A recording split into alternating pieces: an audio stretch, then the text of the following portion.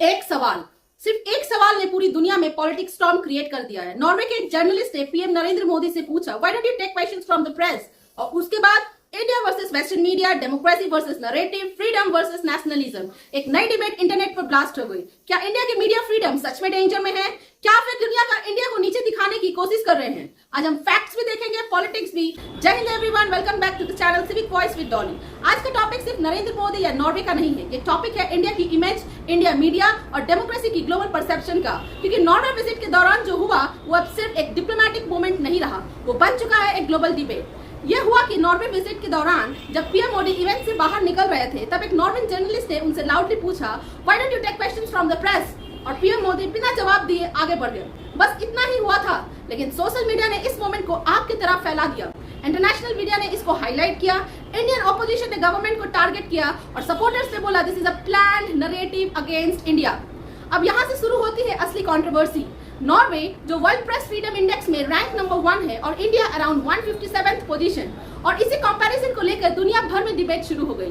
Critics बोले India में journalist पर प्रेशर है, मीडिया इंडिपेंडेंट नहीं रही और टफ क्वेश्चंस अवॉइड किए जाते हैं। लेकिन गवर्नमेंट सपोर्टर्स ने कहा वेस्टर्न रैंकिंग इंडिया को अनफेयरली टारगेट करती है। उनका कहना है इंडिया जैसे 140 करोड़ पॉपुलेशन वाली डेमोक्रेसी को नॉर्वे जैसे स्मॉल यूरोपियन कंट्री से कंपेयर किया ही नहीं जाता।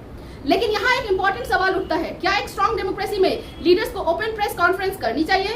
कुछ लोग बोलते हैं यस, क्योंकि टफ क्वेश्चंस डेमोक्रेसी को स्ट्रॉन्गर बनाते हैं। प्रेस का काम सिर्फ प्रेस करना नहीं, अकाउंटेबिलिटी लेना भी होता है। और सबसे बड़ा पॉइंट, इंडिया की सोशल मीडिया फ्रीडम दुनिया के सबसे ज्यादा एक्टिव डेमोक्रेसीज में से एक है। अब बात करते हैं इंडिया मीडिया की। आज इंडिया में मीडिया दो पार्ट्स में डिवाइड होती दिख रही है। एक side hypernation, debates, TRP, shouting matches, emotional drama, और दूसरी side independent journalist, digital creator, YouTube reporters, ground reporting channels. और ऑनेस्टली दोनों रियलिटीज एग्जिस्ट करती है। इंडिया की मीडिया पावरफुल भी और पोलराइज्ड भी।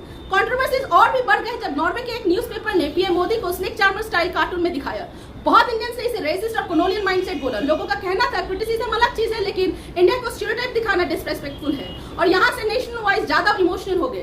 तो क्या ये इंडिया पर ब्लैक मार्क है? सच कहूं तो आंसर सिंपल नहीं है, यस भी नो भी। यस अगर डेमोक्रेसी ट्रांसपेरेंसी से स्ट्रांग होती है, नो अगर फॉरेन नैरेटिव्स इंडिया को सिलेक्टिवली टारगेट करते हैं। रियलिटी साइज इन दोनों के बीच में नहीं कहीं है। इंडिया को क्या सीखना चाहिए? शायद यह कि स्ट्रांग डेमोक्रेसी क्रिटिसिज्म से नहीं डरती, और मीडिया को भी सीखना होगा डिबेट और ड्रामा में फर्क होता है। जर्नलिज्म का काम सिर्फ नॉइज क्रिएट करना नहीं, ट्रुथ को एक्सपोज करना भी होता है। लेकिन एक बात क्लियर है, इंडिया पावरफुल भी है और सेंसिटिव भी, और ग्लोबली ज्यादा विजिबल भी है। अब सवाल आपके लिए, क्या नॉर्वे का जर्नलिस्ट सही था या इंडिया को अनफेयरली टारगेट किया गया? कमेंट सेक्शन में अपने कमेंट्स जरूर लिखें। Thank you, stay tuned and stay updated with civic Voice with Dolly.